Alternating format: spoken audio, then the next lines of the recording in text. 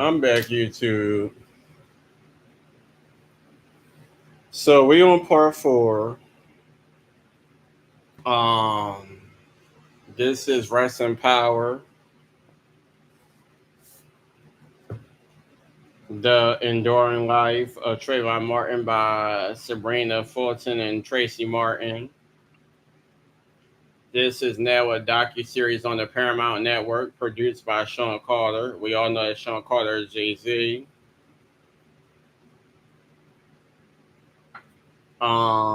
So far we got some Sabrina, who is Trayvon's mother. We got some of her story. We had some of his father Tracy's story. Pretty much speaking on Trayvon, his life, how they met, how they grew up.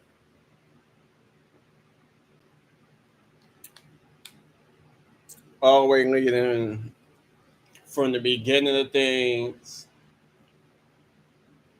up until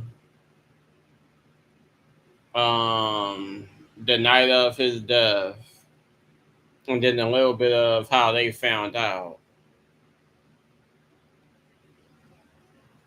Some is sticky on this damn cover, and I can't get off, and I don't want to ruin the cover. I don't know what is sticky on this cover, but it's right on his forehead.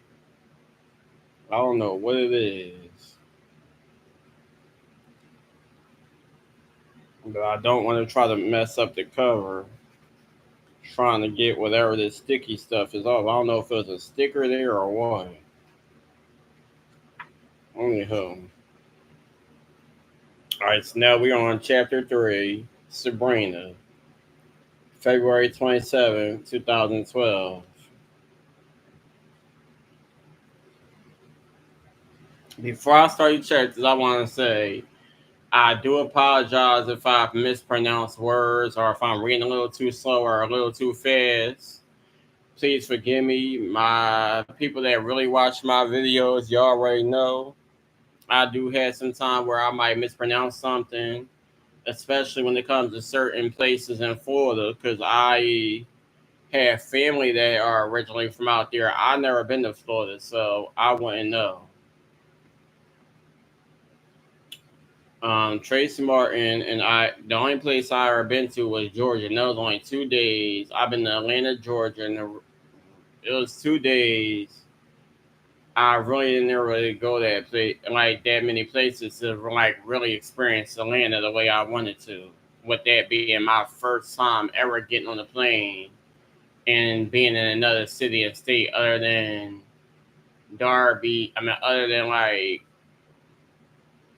a few places in Pennsylvania, uh, like Philadelphia and some other places, Jersey and Delaware. But anywho, Tracy Martin and I were divorced in 1999, but we remained bound forever by our two sons, Javaris and now 25, and Tracy Martin. Oh, excuse me, Trayvon. I'm sorry. Trayvon, Forever 17. Friends would sometimes say, oh, they get along so well for them to be divorced. And I would say, listen, I'm still trying to get rid of my ex husband. Everybody else can get a divorce and their ex husbands is gone and they're done with them. But mine is still always around me. Mainly because of Trayvon's tragedy, but we've always respected each other. The telephone call that came on February 27th would bind us together in ways I would never have imagined. It was the start of my workday after 24 years in various government positions in Miami-Dade County. I had become program a program coordinator for the Miami Dade Housing Agency, working to bring housing back to residents who had been moved out of their homes in recent years. Hold on. Dilapid- Dilapidated public housing projects have been torn down, replacing generations of residents.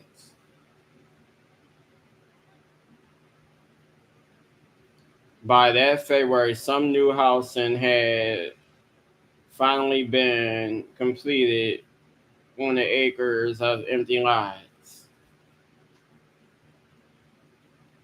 The former residents who had to undergo background checks and an additional screening of qualify for the new units were skeptical and on some cases scared to come back because of various qualifications they needed to return.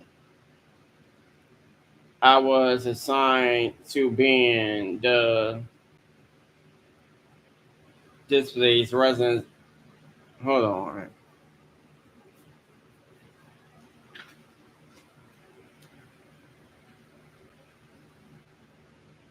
I don't know why my eyes starting to get blurry even with glasses on.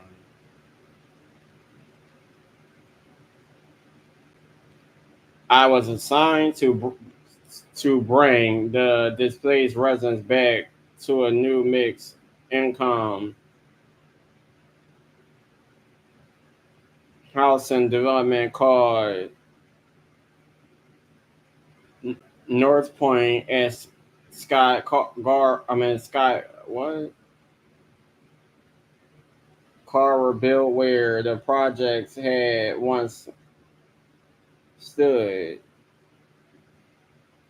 These were new to those on 2, 3, and 4 bedroom apartments in townhouses, and I was on a mission to do whatever I could to bring people back and give them a better and nicer place to live. I had a community office in Liberty City, and Trayvon and Gerard's would frequently come, along as I hosted meetings for former residents so we could explain what was going on and hear their feedback. I wanted my sons to see what my work was about, see how communities were built and sustained, and appreciate that they always had a roof over their heads and a wide extended family of grandparents, uncles, aunts, and cousins who would always care about them. I don't know what it is. I'm trying to read, but my eyes keep getting damn blurry.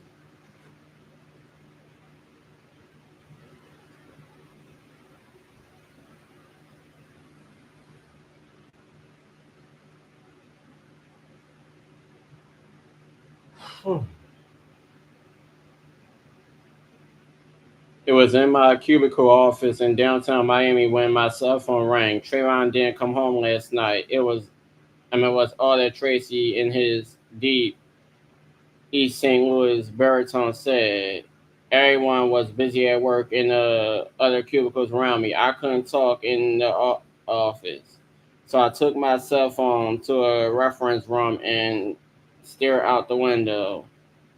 Another sunny Miami day. Trayvon didn't come home, I thought, which in and of itself alarmed me. It wasn't like either of my sons to stay out and not let us know where they were. Even Gerard's never stayed out without calling. And he was then a grown man at age 21. Tracy said wasn't sure what was going on. He said his cousin Steve, who we call Booby, had been with Trayvon the day before. Call Booby, I said. He'll know where Trey is. I'll call you back, Tracy said. I don't remember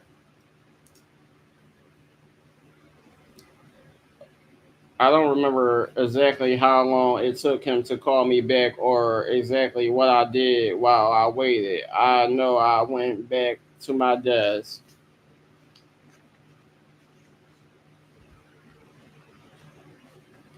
where I couldn't do anything. I knew I called my sister and told her what Tracy said about Trayvon not coming home. Do we need to go up there to Sanford and help him look for him? She asked.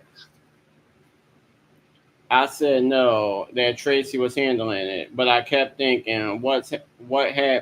What's happened? Oh, I'm sorry, y'all. I started stressing. I knew I wasn't going to be able to concentrate on work until Tracy called me back. It was so unusual for Trayvon to stay out all night without calling. I knew there was no point in being at work with all of this uncertainty. Uncertainty. So I got up from my desk and went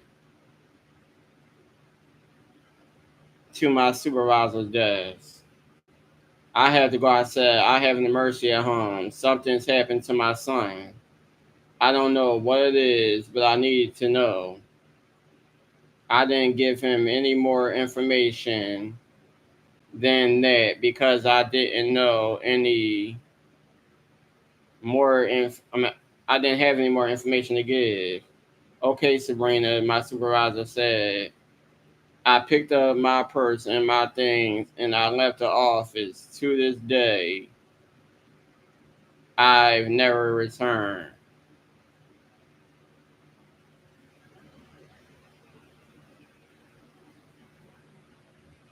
I took an elevator down to the lobby, walked out of the building and into the parking lot where I climbed into my car. I just sat there thinking, where could he be?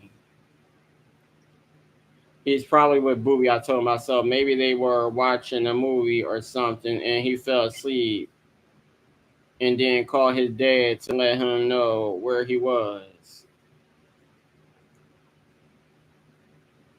He's with Booby, I just kept thinking. He just went somewhere with Booby. They got out and late. They fell asleep. They at Booby's house. They went to the movies and it was late and he didn't want to go all the way back to the house. So he stayed with Booby and fell asleep. And he planned to call his dad the next morning. I'm not sure how much time had passed. My memories from that day are still gray. All I remember is that I was still in the parking lot, sitting in my car when Tracy called me back. He said the police had come over to the house and shown him a picture. What kind of picture? I asked. Tracy was talking, but I could barely understand what he was saying. Trayvon gone. Trayvon gone. He kept repeating. Trayvon is gone. Gone? I said, gone where? Somebody killed him, said Tracy. He was shot and he's gone. Dead. Murdered. No. I couldn't allow myself to believe it. Did you see the body? I asked. No, the police showed me a picture. Tracy said, they still here now. He said that the picture showed Trayvon dead on the ground, shot through the heart. I cut him off. That's not him. I said, that's not Trayvon. Yes, Tracy repeated. I saw the picture. That's not him. I said, you go and see the body. You go and see the body physically. to make sure that it is him. My heart couldn't allow my mind to believe what Tracy was telling me. I couldn't accept any of it. Not shot, not murdered, not dead. I couldn't even begin to comprehend it. I was numb with disbelief. I went to denial. I hadn't happened, couldn't have happened, would never have happened, even though Tracy kept telling me that it was him. I mean, it was true. Sorry. What did they say happened? I remember asking at some point, though I was still far from accepting any of what Tracy was telling me. Trayvon hid behind the building, and the guy was following him. He said, "Did they arrest this man?" I asked him. "No, not yet." And we hung up.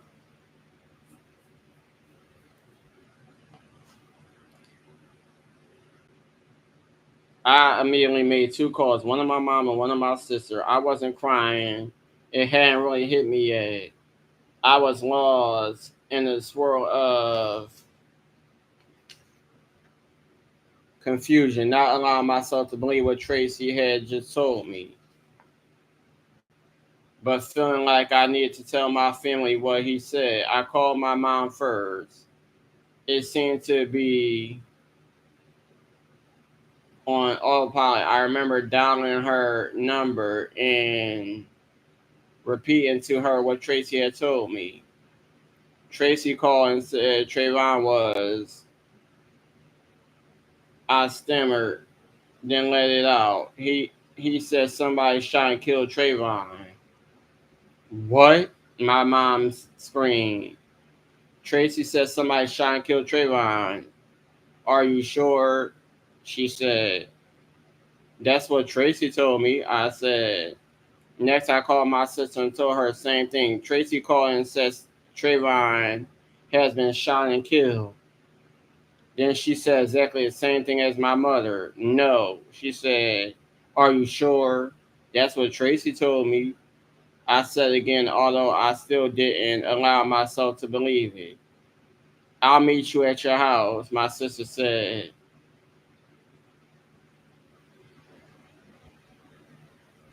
I started the car, drove out to the parking lot. I pulled into the I-95 expressway, going over everything I've been told. I still wasn't crying because I still didn't believe it. It's not Trayvon. It's not Trayvon. It's not Trayvon. I kept repeating as a prayer in the hope that it might come true. I was driving north on the expressway heading toward home, still not a tear. I passed the exit for Miami Beach. I kept going over what Tracy had said. Okay, he didn't come home, I thought. Maybe something did happen. Now the reality was starting to sink in. I kept replaying Tracy's words over and over again. Oh my God, did he say that Trayvon had been shot? Did he say Trayvon had been killed? Did he say Trayvon had been murdered? Was he calling about my son, my baby? And then in the middle of the traffic of I-95, it hit me like a punch to the stomach. It was true. I put on my right turn signal and pulled over into the shoulder right before the exit on Northwest 62nd Street, Dr. Martin Luther King Boulevard. I stopped the car and put on my hazard lights. And there on the side of the highway with hundreds of cars whizzing by, with the roar of the traffic all around me, with my baby dead on the ground from God knows what, I broke down. I cried. I wailed. And finally, I screamed out to God, no. Why? I screamed out. Why did this happen to him? Why did you let this happen to him? Why? Why? Why? Why? Why? The truth had taken the breath and the life out of me. A darkness descended and everything ate. My head, my chest, my heart, especially my heart. Everything hurt. I had never experienced the piercing pain I felt in that moment. It hurt so deep it made me think my heart was going to come flying out of my body and explode in midair. It was true. Trayvon was gone, and I was in a very dark place.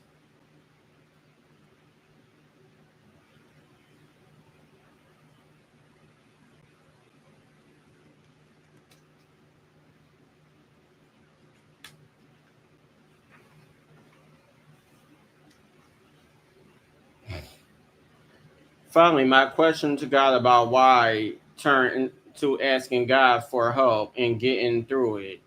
I don't recall how long I stayed on the side of the expressway. It might have been 30 minutes. It could have been an hour or two. I lost all sense of time. Cars were flying by. I couldn't see them, hear them, care about them because of my tears. I cried some more and I prayed some more and I cried some more and I screamed some more and pled with God for help some more. Please give me strength, God. Please help me, God. Please, please, please, please, please. Finally, I pulled myself together. I still had sense enough to know that I couldn't stay on the shoulder of the expressway forever. I wiped my tears off my face and I waited. I waited and waited and waited until I felt like I got myself together, at least enough to continue to drive home. I started the car and resumed my drive home. All I remember of that moment was that it was hot and my whole body was wet with sweat and tears. When I pulled I'm into the driveway at home, my mom and sister were outside waiting for me. I remember Tracy calling again to make sure I got home okay.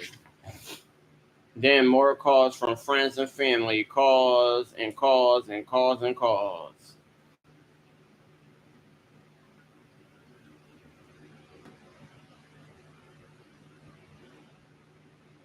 I couldn't focus on any of that.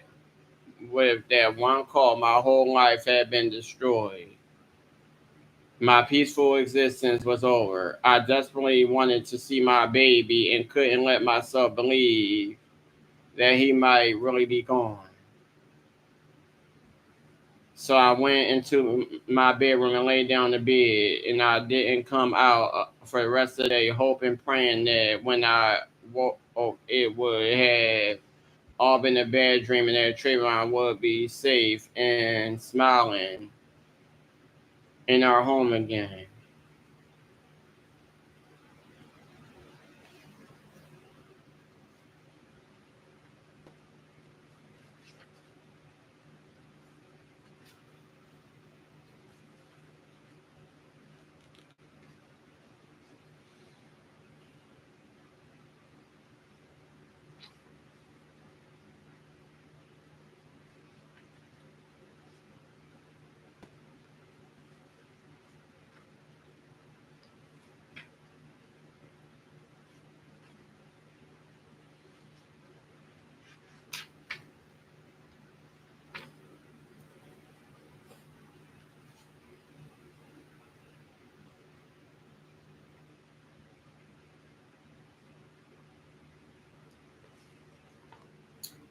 All right, y'all. I'm sorry, I can't read another chapter. This is getting sad. Um,